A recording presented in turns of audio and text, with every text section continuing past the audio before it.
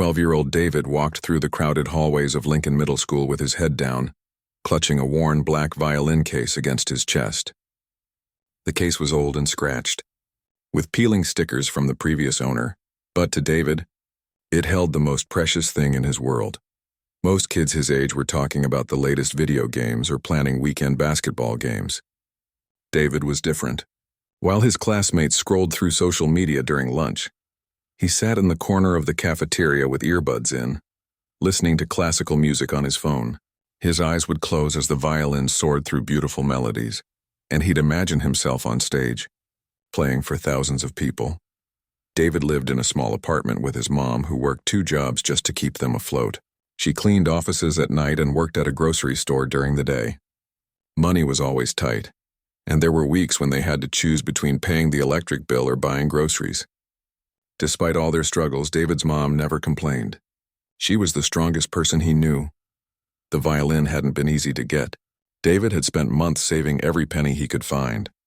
He collected cans from neighbors, helped elderly Mrs. Johnson carry her groceries for $1 here and there, and even sold some of his old toys at a garage sale.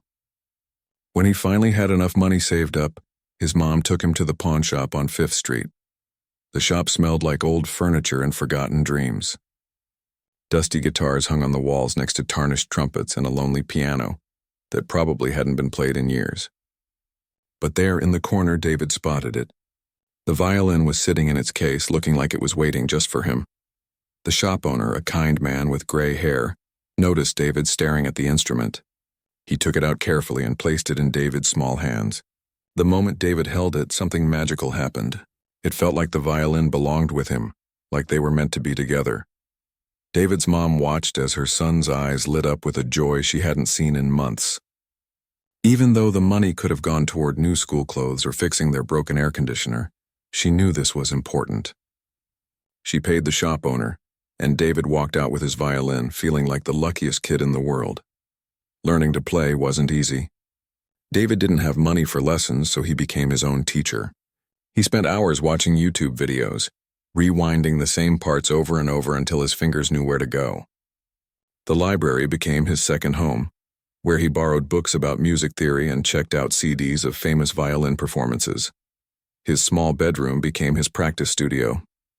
The walls were thin, and he worried about bothering the neighbors, so he often practiced with a mute on his violin. His mom would come home exhausted from her long days, but she always stopped to listen when she heard him playing. Sometimes she'd sit on his bed and close her eyes, letting the music wash away the stress of her day. At school, David was quiet and kept to himself. He wasn't good at sports like the popular kids, and he didn't have the newest clothes or gadgets.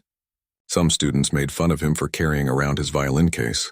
They called him weird and asked why he didn't play normal instruments like guitar or drums. David tried to ignore the comments, but they still hurt. He wondered if maybe they were right. Maybe classical music was too fancy for someone like him. Maybe he should give up and try to fit in with everyone else. But every time he picked up his violin and drew the bow across the strings, those doubts melted away. The music spoke to him in a way that nothing else could. When he played, he forgot about their cramped apartment, his mom's tired face, and the kids at school who didn't understand him. The violin transported him to a different world where anything was possible. David's favorite piece to practice was a beautiful melody by Bach. He'd found a recording of it online and had been working on it for months. The piece started softly like a whisper, then built into something powerful and moving. Every time he played it, he discovered something new in the music. His technique wasn't perfect. He knew that trained violinists would probably find mistakes in his playing. But what David lacked in formal training, he made up for with pure passion. He played with his whole heart, pouring all his emotions into every note. During lunch breaks, David would sometimes find an empty classroom and practice quietly. He loved the way the music echoed off the walls, making even the small room feel like a concert hall. Sometimes other students would walk by and peek through the window, curious about the strange sounds coming from inside. One day, his English teacher, Ms. Rodriguez, heard him playing and stopped to listen. When David finished, she opened the door and told him how beautiful his playing was. It was the first time a teacher had said anything positive about his music, and David felt a warm glow in his chest that lasted the rest of the day. Ms. Rodriguez became one of his quiet supporters at school. She would smile and nod when she saw him in the hallways with his violin case. Sometimes she'd ask him about what pieces he was working on, and David would light up as he described the music he was learning. At home, David practiced every single day. His fingers developed calluses from pressing the strings, and his shoulder sometimes ached from holding the violin for hours. But he didn't mind the discomfort. Each practice session brought him closer to his dream of becoming a real musician. His mom noticed how dedicated he was and felt proud of her son's determination. Even when their neighbors complained about the noise, she defended David's right to practice. She told them that her son was going to be somebody special one day, and his music was going to touch people's hearts.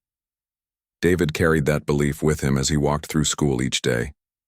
He knew that someday, somehow, he would get his chance to show the world what he could do. He just had to keep practicing, keep believing, and never give up on his dream. Little did he know that his big moment was closer than he thought, and it would come in a way he never expected. Two teachers sat in the faculty lounge during their lunch break, discussing what they saw as a growing problem. Mrs. Patterson, the music teacher, sipped her coffee while shaking her head in frustration. Across from her, Mr. Bradley, David's homeroom teacher, nodded in agreement as they talked about their shared concern. David had been struggling in some of his regular classes lately. His math grades were slipping, and he seemed distracted during history lessons. Instead of paying attention to long division or memorizing historical dates, he was often caught doodling musical notes in the margins of his notebooks or tapping out rhythms on his desk with his pencil. Mrs. Patterson had taught at Lincoln Middle School for 15 years. She came from a wealthy family and had studied music at an expensive private college. In her mind, classical music was something that required proper training, expensive instruments, and years of formal education. She couldn't understand how a boy like David, with no formal training and a cheap violin, thought he could seriously pursue music. She had heard David practicing in empty classrooms during lunch and had to admit that he showed some natural ability. But she believed that without proper guidance and resources, he was just wasting his time. She thought it would be kinder to help him realize this now, rather than let him chase an impossible dream. Mr. Bradley shared her concerns, but for different reasons. He believed that students from David's background needed to focus on practical skills that would help them get steady jobs after graduation. In his opinion, artistic pursuits were luxuries that poor kids couldn't afford. He thought David should spend more time on math and reading instead of fooling around with a violin. Both teachers genuinely believed they were trying to help David, but their good intentions were clouded by their own biases and assumptions. They couldn't see past David's circumstances to recognize his real talent and passion. The idea came to Mrs. Patterson during a particularly frustrating week. David had missed another math assignment because he'd been practicing for what he called an important piece. She decided that something drastic needed to be done to show him that music wasn't a realistic path for someone in his situation. She shared her plan with Mr. Bradley, who thought it was brilliant. They would announce that David would perform a violin solo at the upcoming school assembly, in front of all the students and their families. They expected him to be nervous and make mistakes, which would embarrass him enough to give up his musical dreams and focus on more practical subjects. The assembly was scheduled for the following Friday. It was a monthly event where students showcased their achievements and parents were invited to attend. Usually, only the top students or those involved in official school programs were asked to perform. David had never been chosen for anything like this before. Mrs. Patterson made the announcement to David's class on a Monday morning. She stood at the front of the room with a smile that didn't quite reach her eyes and spoke in a voice that sounded sweet but had an edge to it. She told the class that they had decided to give David a special opportunity to share his musical talents with the entire school community. The way she said it made it sound like an honor, but David could sense something underneath her words that made his stomach twist with worry. The other students turned to look at David, and he could feel his cheeks burning with embarrassment. Some kids whispered to each other and giggled. Others looked surprised that the quiet boy with the violin was being singled out. David wanted to disappear into his chair.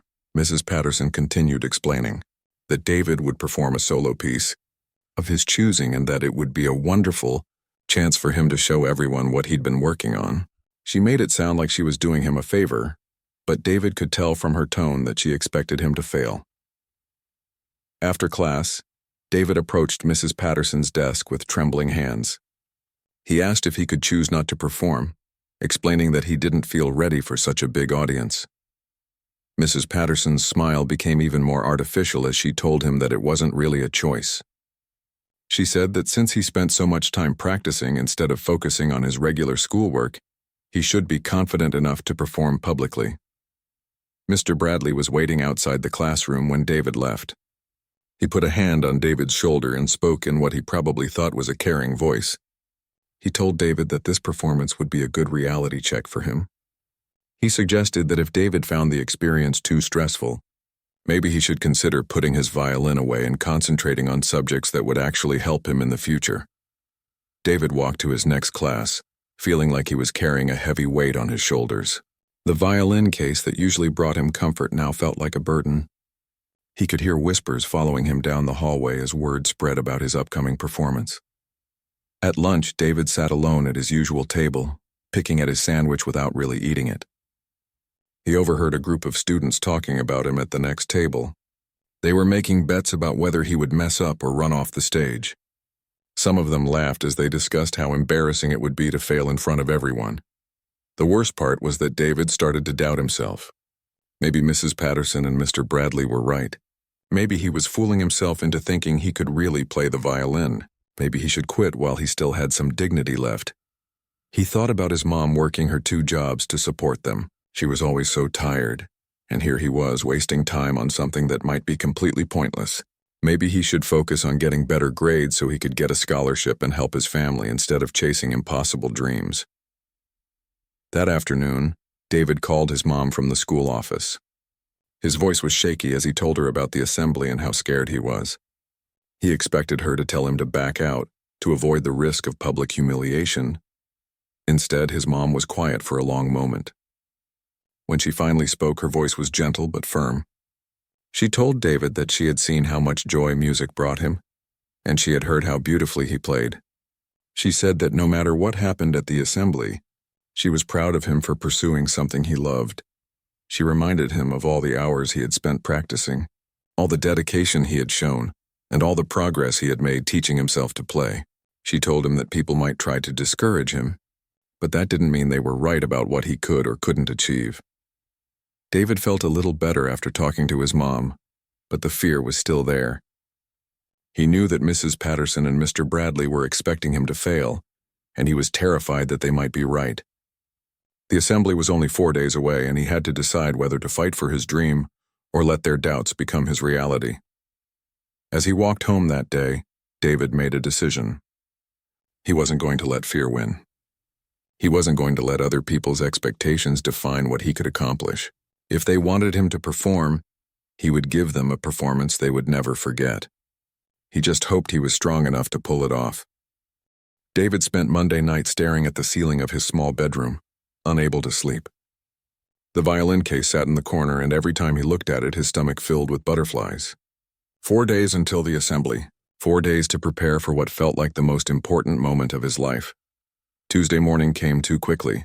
David dragged himself to school, feeling like everyone was staring at him differently. Word had spread about his upcoming performance, and he could hear whispers in the hallway.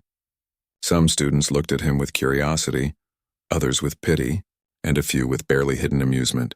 During lunch, instead of hiding in an empty classroom like usual, David found himself walking toward the music room. He needed to practice on a real stage, not just in his bedroom. The music room had a small platform at the front, where students sometimes performed for their classmates. Mrs. Patterson was grading papers at her desk when David knocked on the door. She looked up with surprise when she saw him standing there with his violin case. He asked if he could use the room to practice for the assembly, and she gave him permission with a knowing smile that made him uncomfortable. David sat up on the small platform and opened his violin case. His hands were shaking slightly as he lifted the instrument and positioned it under his chin. He started with some simple scales to warm up, trying to calm his nerves and focus on the music. As he began to play his Bach piece, David noticed that Mrs. Patterson had stopped grading papers and was listening intently. Her expression was hard to read, but he thought he saw a flicker of surprise cross her face. He tried to ignore her presence and lose himself in the music like he always did at home. When he finished, Mrs. Patterson set down her pen and looked at him thoughtfully. She told him that his playing was better than she had expected, but she also pointed out several technical issues with his bow technique and finger positioning.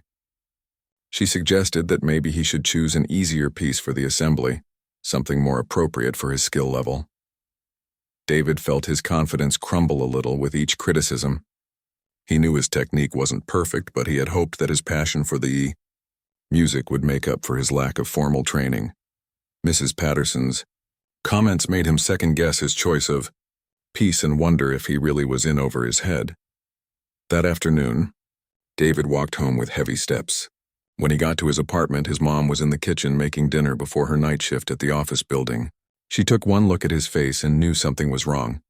David told her about his practice session and Mrs. Patterson's criticisms. He said maybe he should choose a different piece, something simpler that wouldn't show his technical weaknesses. His mom listened carefully, then sat down beside him at their small kitchen table. She reminded David of the first time she had heard him play that Bach piece.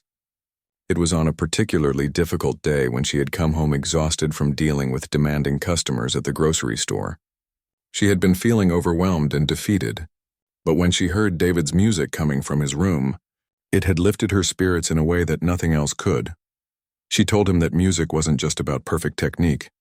It was about touching people's hearts and sharing emotions that couldn't be expressed with words. She said that when David played, he wasn't just hitting the right notes. He was telling a story that came from deep inside him. David felt a spark of determination returning as he listened to his mom's words. After she left for work, he went to his room and took out his violin. He decided to stick with the Bach piece, but he was going to practice it more intensely than ever before. Wednesday was a blur of practice and preparation. David woke up early and practiced before school. During every free moment, including lunch and study hall, he found quiet spaces to run through his piece. His fingers were getting sore from the constant practice, but he pushed through the discomfort. Some of his classmates started to take notice of his dedication. A girl named Lisa, who sat behind him in English class, mentioned that she had heard him practicing and thought it sounded beautiful. Her comment gave David a small boost of confidence that carried him through the day. Wednesday night, David practiced until almost midnight. His mom came home from her cleaning job and found him still playing in his room. She gently reminded him that he needed rest too, but she could see the determination in his eyes and knew better than to try to stop him.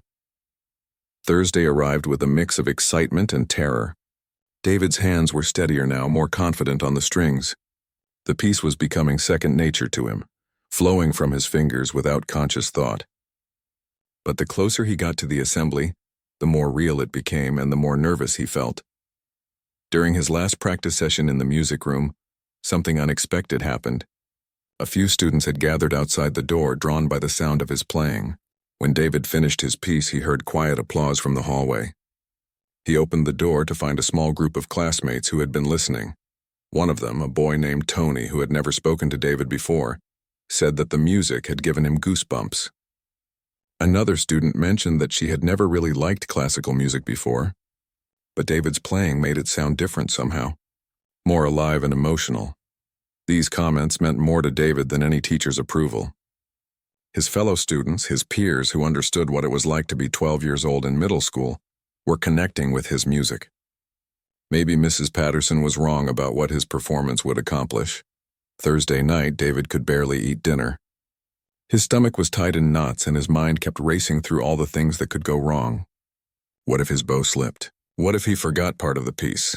What if his nerves made his hands shake so badly that he couldn't play at all? His mom noticed his anxiety and sat with him for a while before leaving for her night shift. She reminded him that no matter what happened the next day, she would be proud of him for having the courage to try.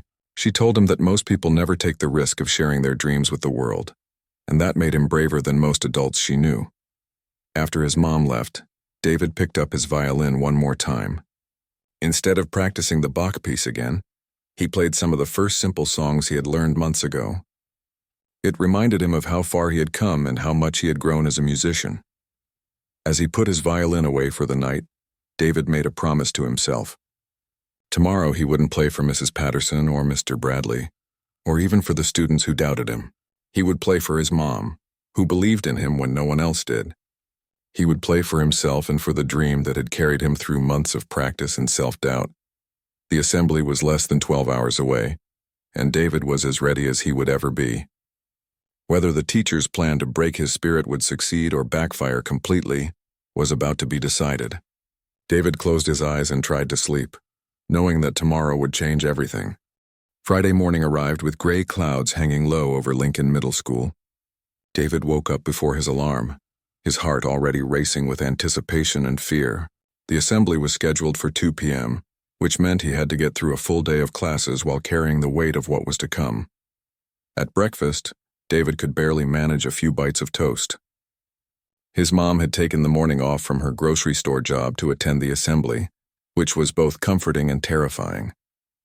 She sat across from him at their small table, trying to act normal while he picked at his food.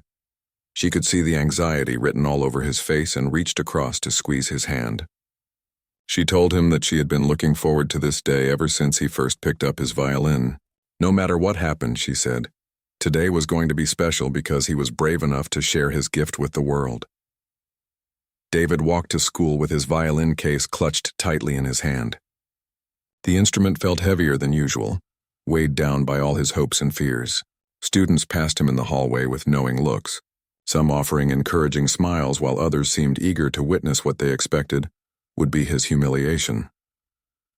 The morning classes dragged by painfully slowly. David couldn't concentrate on anything his teachers were saying. During math class, Mr. Bradley kept glancing at him with a look that seemed almost sympathetic, as if he felt sorry for what David was about to go through. At lunch, David couldn't eat anything at all. His stomach was churning, and the cafeteria food looked completely unappetizing. He found a quiet corner and tried to run through his piece mentally, fingering the notes silently while humming the melody under his breath. Lisa, the girl from his English class, approached his table and wished him good luck. She said that several students were actually excited to hear him play, which surprised David. He had assumed that everyone was just waiting to see him fail. As the afternoon approached, David could feel his nerves building to an almost unbearable level. His hands were sweating, and he worried that they would be too slippery to hold his bow properly.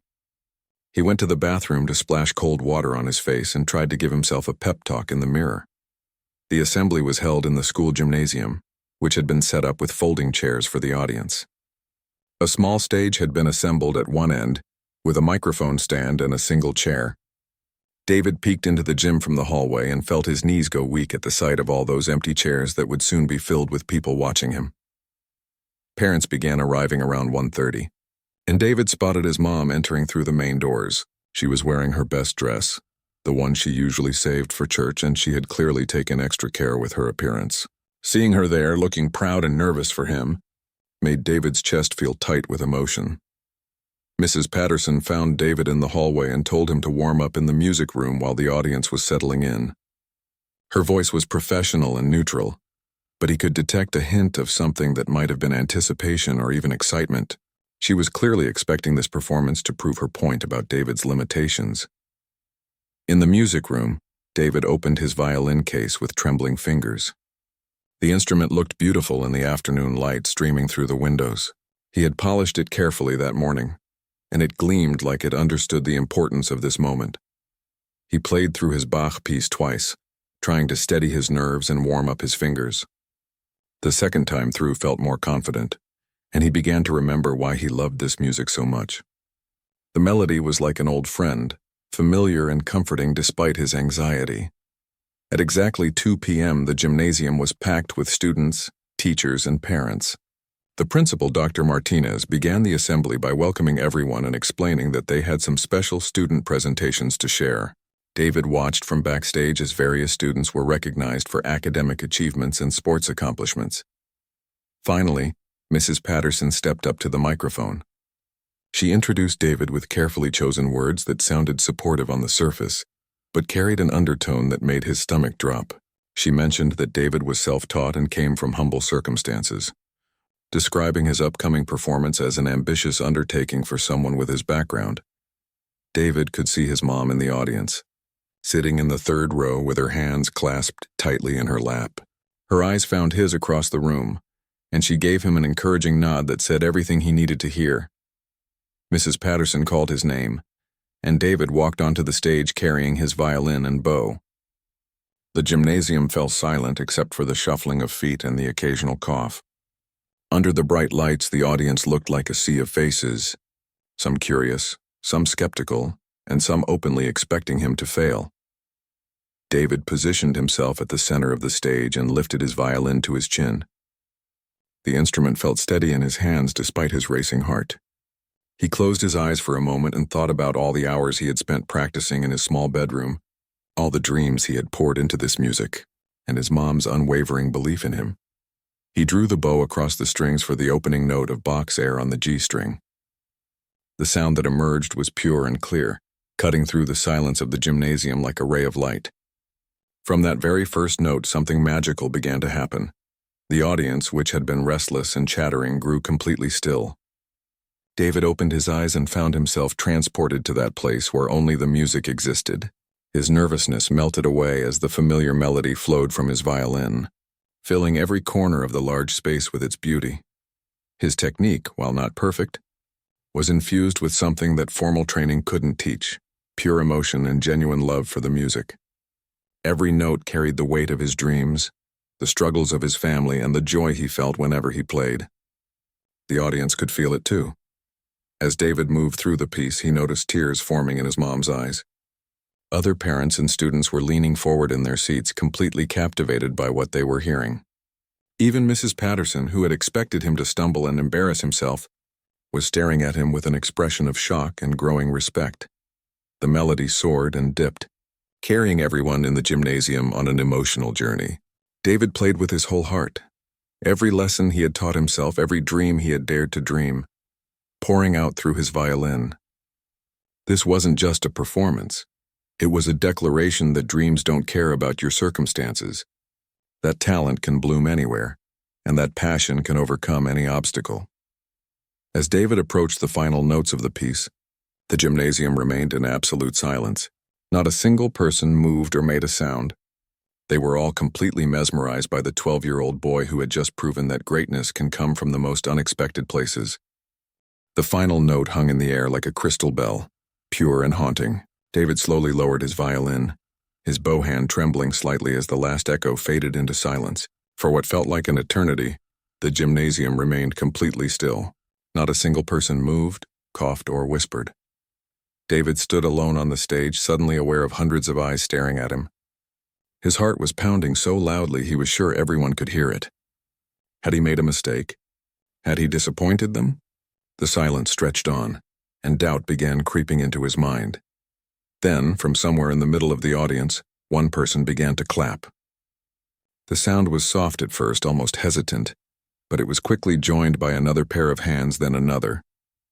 Within seconds, the entire gymnasium erupted into thunderous applause that seemed to shake the very walls of the building.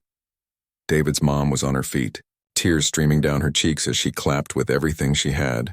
Around her, parents and students were rising from their chairs, their faces showing amazement and genuine emotion. The applause grew louder and louder, accompanied by cheers and whistles from students who had never shown any interest in classical music before.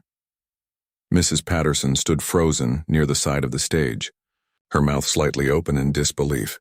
The confident, knowing expression she had worn just minutes before was completely gone, replaced by something that looked like shock, mixed with a growing realization of what she had just witnessed. Mr. Bradley, who had been so certain that this performance would teach David a lesson about being realistic, was also on his feet applauding.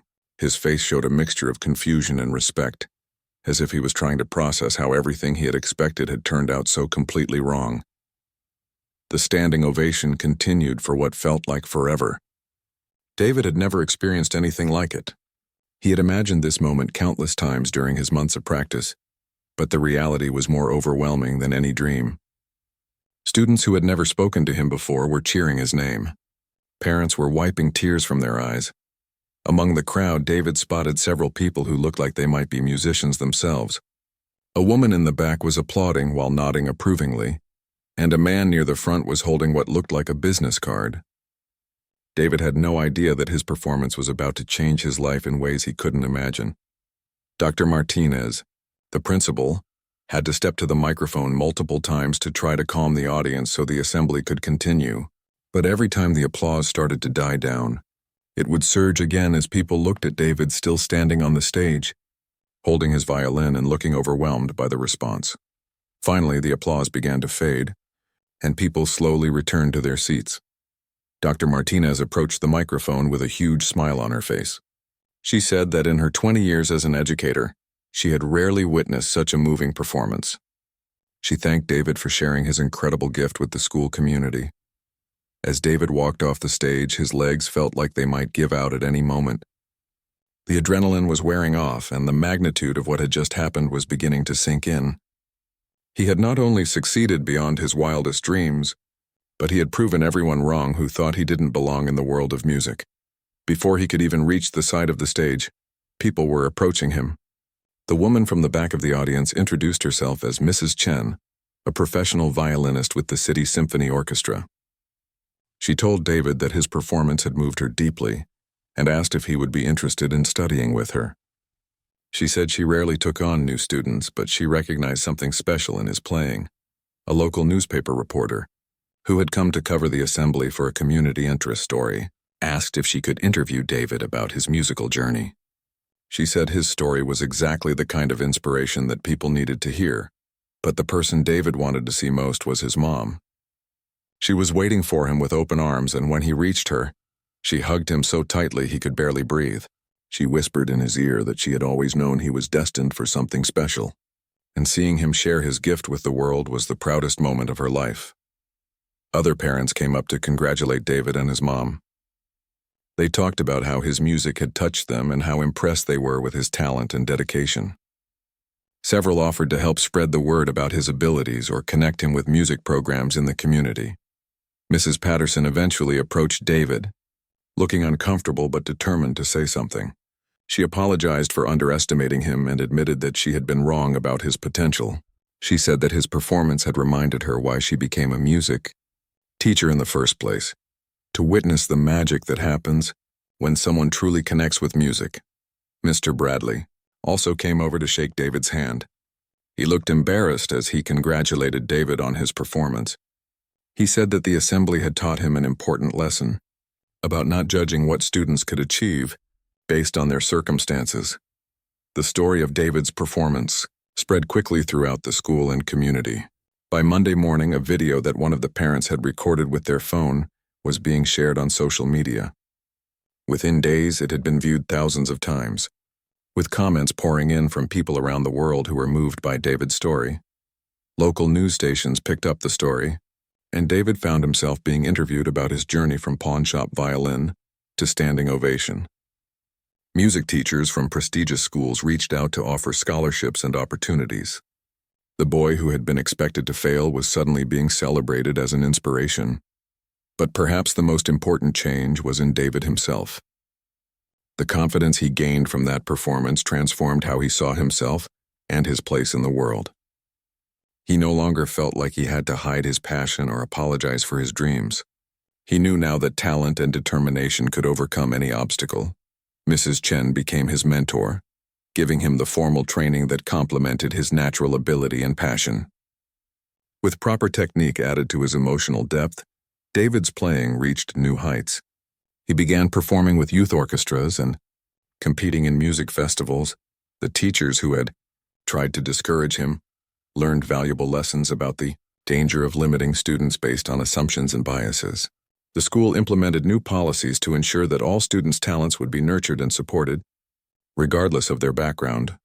David's story became a reminder that greatness can emerge from anywhere, that dreams don't require permission, and that sometimes the best way to prove people wrong is simply to follow your heart and never give up. The boy with the pawnshop violin had shown an entire community that music truly can change everything, starting with the courage to share your gift with the world. Years later, when David performed on professional stages around the world, he would always remember that assembly at Lincoln Middle School, the day when everything changed, when his music brought a room full of skeptics to tears, and when he learned that the power of pursuing your dreams can transform not just your own life, but the lives of everyone around you.